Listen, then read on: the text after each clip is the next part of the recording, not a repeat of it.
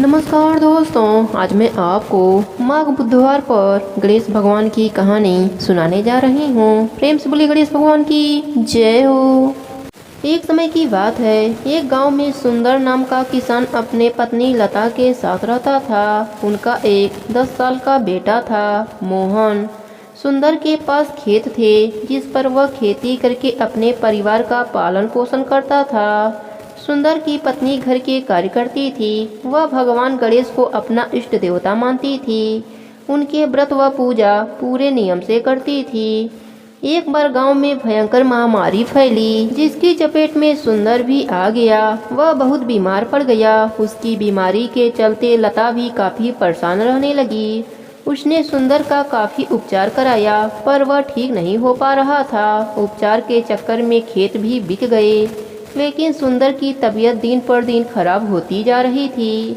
लता रात दिन पति की सेवा में लगी रहती थी। एक दिन जब वह निराश हो गई तो वह गणेश भगवान के मंदिर में गई और गणेश भगवान के चरणों में बैठकर रोने लगी। उसने कहा, हे भगवान, मेरे परिवार को अच्छा कर दीजिए, बदले में मैं कुछ भी करने के लिए तैयार हूँ। उसी मंदिर में एक साधु बाबा बैठे थे। वह लता की बातें सुन रहे थे।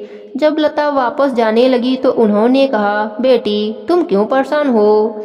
लता ने उन्हें सारी बात बताई। तब साधु बाबा कुछ देर आंखें बंद करके बैठे रहे और फिर बोले, तुम्हारे पति के पिछले कर्मों के फल के कारण उसकी यह दशा हो रही है। तुम उसके लिए क्या कर सकती हो?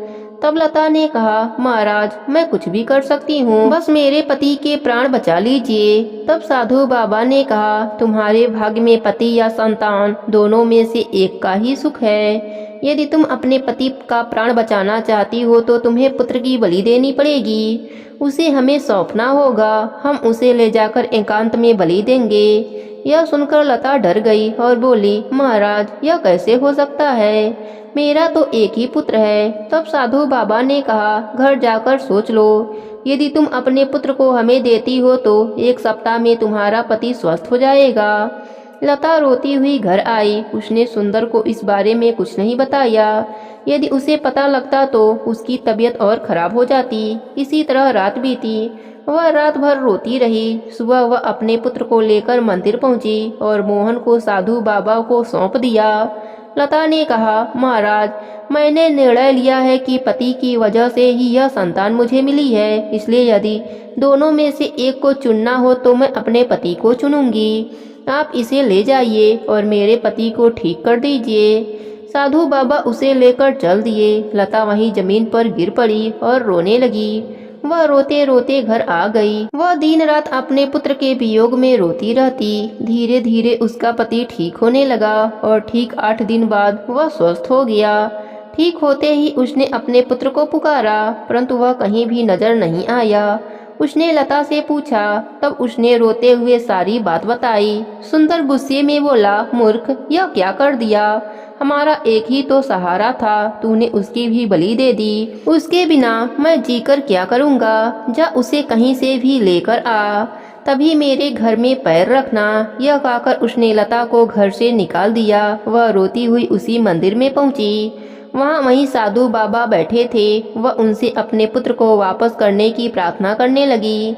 तब साधु बाबा ने कहा, मैं तुम्हारे पुत्र को वापस नहीं ला सकता, पर यदि तुम सुखी से जीना चाहती हो तो पुत्र को भूलकर पति की सेवा करो।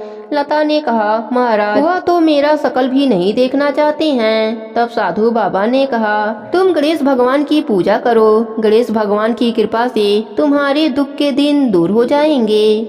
लता उसी मंदिर के प्रांगण में बैठ गई। कोई उसे कुछ खाने को फल दे देता तो वह खा लेती और दिन रात गणेश भगवान का ध्यान करती रहती। 10वें दिन उसका एक पड़ोसी उसके पास आया और कहा, तुम्हारा पति बेहोश पड़ा है, घर जाकर देखो। वह दौड़ती हुई घर पहुंची। तब आसपास वालों ने कहा, यह पुत्र के वियोग में भूखा प्यासा रहता था और उसी कारण से आज बेहोश हो गया है। लता अपने पति को होश में लाने की काफी कोशिश की पर वह होश में नहीं आया। लता रोने लगी और भगवान से प्रार्थना करने लगी कि हे प्रभु, हमसे ऐसी क्या भूल हो गई जो मुझे इतने कष्ट मिल रहे हैं। तभी उसके घर में वही साधु बाबा आए और बोले, बेटी, तुम क्यों रो रही हो?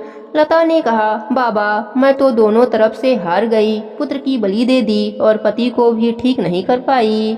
तभी वह साधु बाबा गणेश भगवान के रूप में प्रकट हुए। उन्हें देखकर लता उनके पैरों में गिर गई। तब गणेश भगवान ने कहा, बेटी मैं तुम्हारा परीक्षा ले रहा था। मैं देखना चाहता था कि तुम्हारा मेरे ऊपर कितना अटूट विश्वास है। पुत्र की बलि देकर पति द्वारा धिक्कारने पर भी तुम्हारा मेरे पर से विश्वास कम नहीं हुआ। तभी मोहन भी बाहर से आ गया। बेटे की आवाज सुनकर सुंदर को भी होश आ गया।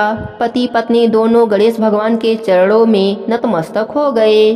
गणेश भगवान प्रसन्न होकर उनके घर को अन्य धन से भर दिया। उसके बाद गणेश भगवान अंतर ध्यान हो गए।